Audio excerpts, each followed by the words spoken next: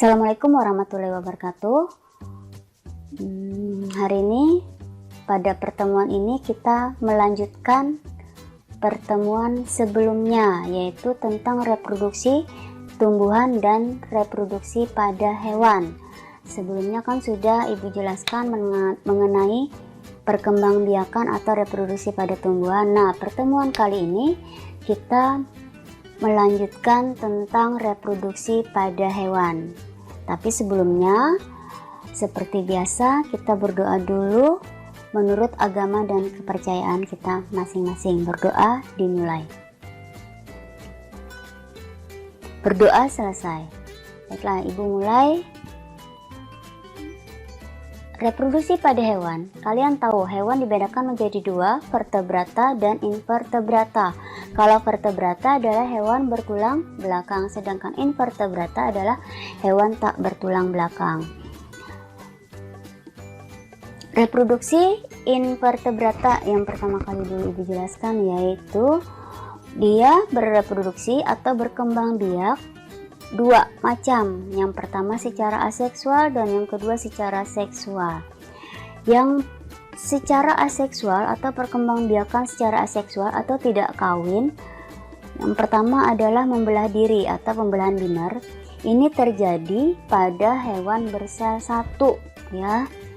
Dia membelah diri, awalnya satu sel, membelah diri menjadi dua sel baru. Jadi berapa kali dia membelah, berarti itulah nanti hasil dari individu yang baru akan terbentuk. Contohnya pada protozoa.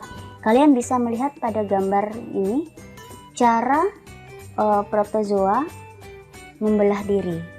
Selain membelah diri, ada nama lain, yaitu disebut dengan konjugasi. Jadi dia memotong-motong tubuhnya, terjadi pada planaria, ya. Jadi hampir mirip dengan membelah diri, disebut dengan konjugasi. Terjadi pada cacing planaria. Nah, ini gambar yang di bawah, itu berarti planaria, dia memotong-motong tubuhnya. Yang kedua, fragmentasi, pemisahan sebagian sel dari suatu koloni dan selanjutnya membentuk koloni sel baru. Jadi koloni, kumpulan beberapa sel, kemudian dia akan membentuk koloni baru. Dari koloni-koloni itu nanti menjadi individu baru, ya. Contohnya pada polpox. Polpox ini juga jenis hewan invertebrata bersel satu. Yang berikutnya sporulasi atau pembentukan spora, itu pada plasmodium. Plasmodium itu terdapat pada nyamuk yang bisa menyebabkan penyakit malaria, ya. Jadi dia berupa fase oosit. Jadi dia akan spora-sporanya itu nanti akan bertambah banyak dan akan menghasilkan sporosit namanya. Yang keempat adalah pembentukan tunas, itu pada hidra. Hidra ini adalah termasuk hewan di air, ya. Dan selain hidra juga voripera, hewan bervori. Kalian bisa lihat, ini biasanya terdapat di air laut, ya. Hidra dan voripera. Kemudian regenerasi, itu sebagian tubuh terpisah, selanjutnya bagian-bagian tadi akan tumbuh menjadi individu baru yang lengkap, atau yang disebut dengan hampir sama dengan ini tadi, ya, konjugasi, yaitu pada planaria dan bintang laut. Berikutnya tentang perkembangbiakan secara seksual. Seksual berarti secara kawin. Kalau yang namanya kawin berarti ada gamet jantan dan gamet betina. Jadi invertebrata juga ada, ya, yang secara seksual, namun kadang-kadang individunya itu tidak melalui pembuahan terlebih dahulu atau fertilisasi terlebih dahulu. Nah, jadi tanpa pembuahan disebut peristiwanya adalah parthenogenesis. Jadi sel telur tanpa dibuahi dapat tumbuh menjadi individu baru. Kalau melalui pembuahan atau fertilisasi, itu berarti secara seksual, ya. Nah, ini kalau tanpa pembuahan atau yang disebut dengan parthenogenesis ini terjadi pada lebah jantan dan semut jantan, ya. Kemudian hidra tadi juga ada aseksual juga seksual. Jadi kalau aseksual dia bertunas ya. Tetapi hidra juga bisa berkembang biak secara seksual atau secara kawin, dimana pada hidra ini dia akan membentuk testis dan ovarium dan pada satu tubuh. Jadi tubuhnya itu disebut karena mempunyai dua ya, spermatosit dan ovum atau testis dan ovarium, penghasil sperma dan penghasil sel telur. Dia disebut sebagai hermafrodit. Jadi satu individu memiliki dua alat kelamin. Nah, jadi masing-masing tadi menghasilkan spermatozoid dan ovum ya. Dari hasil pembuahannya atau pertemuan antara sel telur dan sel sperma atau sel sperma membuahi sel telur, itu akan menghasilkan zigot. Zigot nanti berkembang menjadi individu baru atau hewan baru ya. Jadi hidra ada dua cara berkembang biak secara aseksual, yaitu dengan cara bertunas, sedangkan seksualnya juga bisa karena dia memiliki dua alat kelamin. Satu individu memiliki dua alat kelamin atau disebut dengan hermafrodit. Yang berikutnya cacing pita. Biasanya terdapat di lambung ya atau di dalam perut.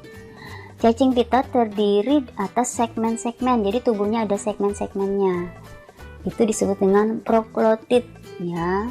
Proklotid tadi akan menghasilkan ovum dan sel sperma ya, karena ada ovarium dan testis. Maka karena terjadi fertilisasi, pembuahan antara sel sperma dengan sel telur akan menghasilkan zigot. Makanya pada cacing pita ini perkembangbiakannya adalah secara seksual. Berikutnya cacing tanah. Cacing tanah kulitnya juga ada beberapa segmen-segmen dan biasanya menebal yang disebut dengan klitelum ya. Segmen-segmen tersebut terdapat ada testis dan ovarium. Jadi dia juga termasuk hermafrodit, tapi dia tidak bisa melakukan kawin sendiri. Jadi harus ada cacing yang lain, walaupun di dalam tubuhnya ada dua alat kelamin, jantan dan betina, testis dan ovarium, tapi juga harus terjadi perkawinan secara silang, tidak bisa terjadi diri dia sendiri ya. Beda dengan hidra tadi. Jadi dia harus menukarkan spermatozoidnya dengan cacing yang lain, itu pada cacing tanah ya. Jadi tidak pernah dia melakukan pembuahan sendiri. Dia harus melakukan pembuahan secara silang atau perkawinan silang. Berikutnya serangga. Jenis serangga di sini adalah contohnya lebah atau nama ilmiahnya Apis indica ya. Pada lebah ini terdapat koloni-koloni atau kumpulan-kumpulan lebah yang terdiri atas ada yang pertama ratu yang bersifat fertil ya. Kemudian pejantan yang bersifat fertil juga atau subur, tapi setelah kawin dia mati. Nah, jadi kalau ratu dia tetap bertahan, pejantannya yang akan mati setelah kawin. Kemudian ada lagi koloni lain yaitu pekerja ya, tapi dia sifatnya steril atau mandul ya. Jadi dia tidak bisa kawin dengan ratu. Jadi ratunya disebut fertil, kemudian ada pejantan fertil tapi akan mati apabila setelah kawin. Kemudian yang ketiga, koloni ketiga adalah pekerja yang sifatnya mandul atau steril ya. Pada saat kawin, sperma dari jantan tersebut disimpan dalam kantong sperma di induk betina. Jadi nanti selama dia hidup, telur tersebut akan matang dibuahi oleh sperma dan berkembang menjadi calon ratu-ratu yang baru. Bisa calon ratu, kemudian bentukan individunya tadi bisa calon pekerja dan bisa juga sebagai prajurit ya. Sedangkan yang tidak bisa dibuahi sifatnya adalah partenogenesis ya. Kemudian yang tidak bisa dibuahi ini akan berkembang menjadi pejantan. Lebah pekerja dan prajurit menjadi steril karena adanya pengaruh lingkungan atau kurang makan. Jadi yang lebih utama mendapatkan makanan itu adalah ratu dan pejantan yang fertil. Nah, yang berikutnya tadi sudah Ibu jelaskan tentang reproduksi atau perkembangbiakan pada hewan invertebrata. Sekarang kita lanjutkan tentang perkembangbiakan hewan vertebrata atau bertulang belakang. Kalian tahu vertebrata apa saja? Ya, yang pertama mamalia, kemudian apa lagi? Fishes atau ikan, kemudian apes, reptil, dan amfibi. Jadi ada 5 hewan vertebrata. Vertebrata ini biasanya terjadi secara seksual atau secara kawin, ada jantan dan ada betina. Jadi tetapi vertebrata ini walaupun dia secara kawin, fertilisasinya pembuahannya itu ada dua macam. Yang pertama adalah pembuahan atau fertilisasi eksternal. Eksternal itu terjadi di luar tubuh, ya, terjadi di luar tubuh disebut dengan fertilisasi eksternal. Sedangkan terjadi di dalam tubuh disebut dengan fertilisasi internal atau di dalam tubuh. Biasanya kalau yang eksternal ini terjadi pada ikan dan katak, ya. Sedangkan untuk fertilisasi di dalam tubuh itu pada reptil, pada hewan burung, ya, apes, dan juga pada mamalia. Nah, baiklah, Ibu mulai. Yang pertama yaitu tentang perkembangbiakan vertebrata tadi. Yang pertama adalah ovipar, yang kedua nanti adalah vivipar, dan yang ketiga adalah opopipipar. Coba sekarang Ibu tanya, apa itu ovipar? Ya, kalian mungkin sering mendengar ovipar. Ayo, sudah di pelajaran sebelumnya, ya, pada kelas 7. Ovipar adalah bertelur, ya, berkembang biak dengan cara bertelur. O bulat kan? Nah, anggap aja O itu adalah telur. O berarti telur, bertelur. Ovipar adalah bertelur. Jadi hewan yang bertelur contohnya kalian mungkin tahu, ya. Ada ikan kan ada telurnya juga. Kemudian ada ayam, ada bebek. Kemudian itu berarti jenis burung, ya. Kemudian amfibi itu katak kan juga bertelur, dan sebagian reptil seperti ular, ya. Nah, terjadinya bertelur ini, telur akan dikeluarkan dulu dari luar tubuh, nanti akan dierami, ya, dan akan berkembang menjadi embrio. Embrio nanti karena dia memperoleh banyak makanan, jadi nanti akan berkembang menjadi lahir menjadi individu baru, ya. Telurnya akan menetas dan menjadi individu baru. Jadi contohnya tadi pada ikan, burung, amfibi, dan sebagian reptil. Yang berikutnya opopipipar. Ayo, apa opopipipar? Yo, bertelur melahirkan atau bertelur beranak, ya. Ingat, opopipipar bulat O dulu, berarti telur dulu baru beranak, ya. Jadi bertelur dulu baru melahirkan, ya. Hewan yang seperti ini biasanya adalah termasuk, contohnya kalian tahu pada jenis reptilia, ya, bisa, ya. Contohnya kadal atau beberapa jenis ular. Jadi ular itu ada ovipar, tapi ada juga opopipipar. Ada juga bedanya dengan ovipar. Kalau opopipipar tidak mengeluarkan telur dari dalam tubuh, tetapi tumbuhnya di luar, ya, tetap berada di luar tubuh induknya, tetapi nanti pada saat menetas dia keluar dari tubuh induknya, tampak seperti melahirkan, sehingga disebut opopipipar, bertelur beranak atau bertelur melahirkan. Pipipar yaitu hewan yang melahirkan, ya, contohnya pada mamalia, manusia juga termasuk, ya, hewan yang menyusui. Jadi embrio berkembang di dalam tubuh, tepatnya di dalam rahim atau uterus, dan memperoleh makanan dari plasenta atau yang kita sebut ari-ari, ya.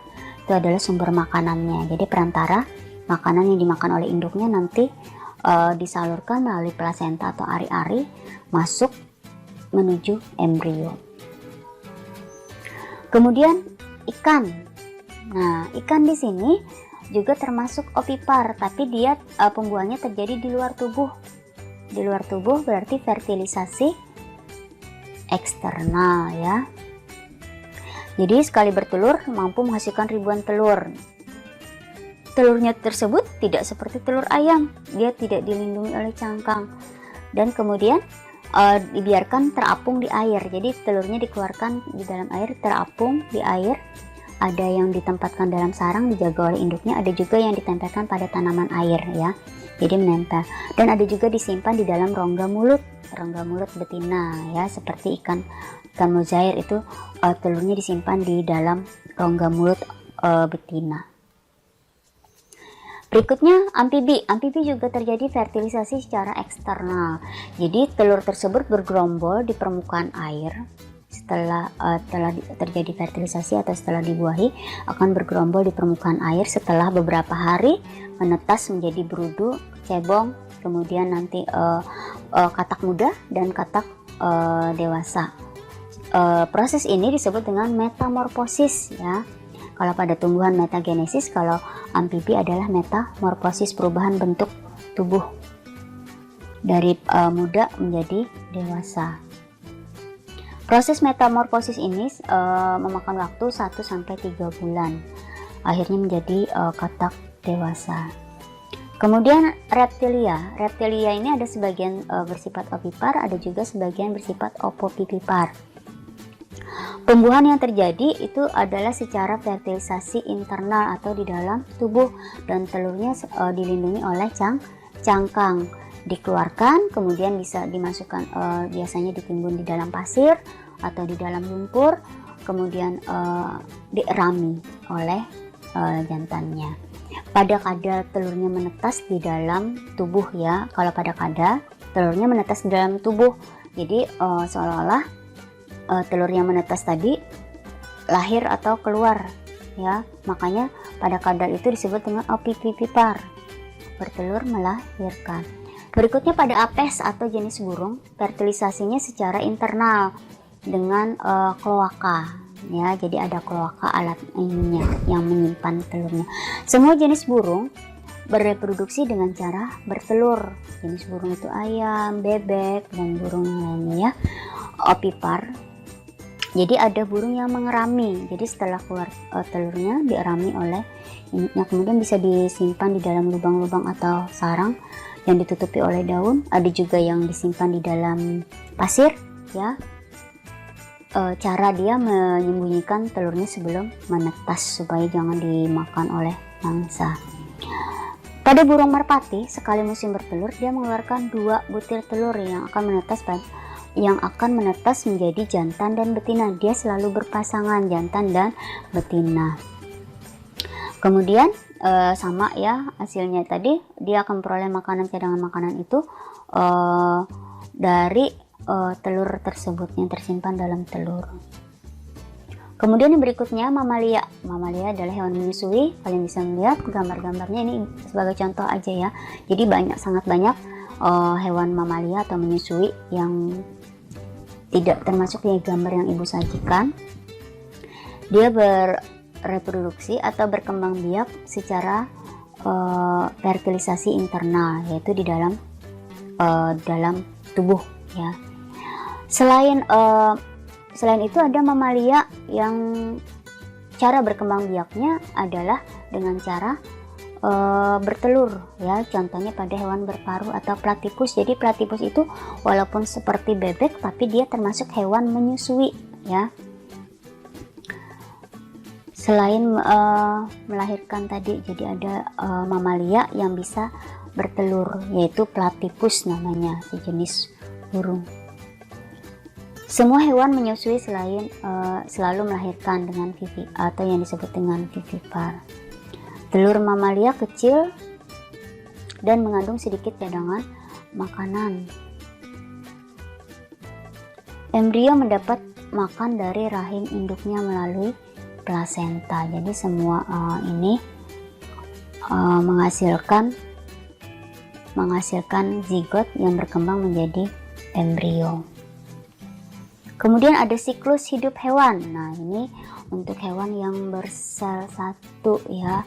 Bukan bersel satu, hewan yang hidup di air yang disebut dengan ubur-ubur. Dia memiliki siklus hidup pergiliran keturunan.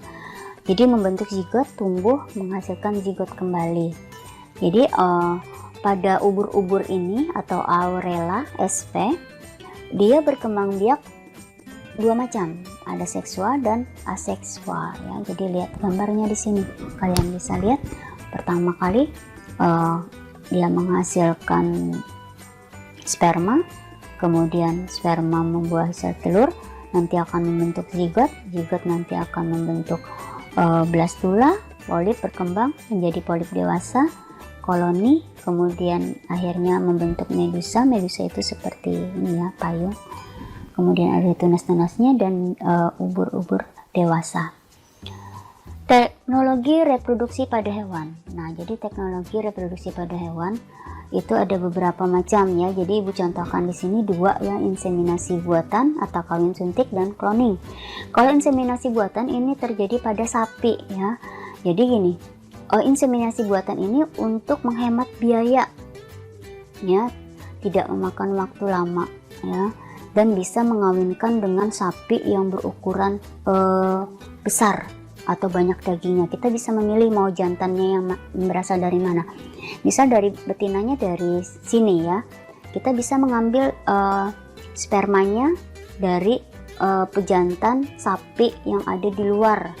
Contohnya sapi Australia, itu terkenal yang sangat gemuk, yang sangat besar, itu sangat bagus. Jadi spermanya itu dimasukkan ke dalam sebuah tabung ya, yang steril dan bisa bertahan, dibawa dengan menggunakan transportasi misalnya pesawat. Kalau kita kan kalau perlu biaya yang banyak biasanya mendatangkan sapinya secara langsung. Ini tidak perlu, jadi tinggal memasukkan spermanya saja ke dalam sebuah tabung, kemudian dibawa ke sini. Nanti spermanya disuntikan ke sapi betina yang sudah siap kawin ya, atau masa birahi. Jadi nanti disuntikkan langsung ke sapi betina spermanya tersebut. Nanti terjadilah fertilisasi secara internal ya, langsung di dalam sapi betina. Nah, itu coba lihat, kalian bisa lihat di gambar. Jadi dimasukkan ke dalam tubuh sapi betina langsung. Kalau cloning, itu cloning ini biasanya yang terkenal adalah domba doli. Itu adalah domba hasil cloning pertama di dunia. Jadi hewan tersebut identik dengan induknya. Jadi walaupun muda dia sudah punya jenggot persis dengan induknya. Kelihatan lebih tua dari umurnya sebenarnya karena hasil dari cloning. Jadi sama persis atau identik dengan induknya. Diambil inti sel dari induk, kemudian donorkan ke dalam sel telur induknya yang telah dihilangkan inti selnya. Jadi nanti lahirnya tersebut sama persis dengan induknya ya. Jadi kelihatan tua ya daripada usianya. Itu adalah domba doli pertama, tapi tidak bertahan lama ya. Hasil cloning tersebut tidak bertahan lama. Nah, ini adalah prosesnya. Kalian bisa lihat rangkaian-rangkaian tentang terjadinya cloning ya. Nah, tadi tentang perkembangbiakan pada hewan. Penjelasan dari Ibu cukup sekian. Ibu akhiri. Assalamualaikum warahmatullahi wabarakatuh.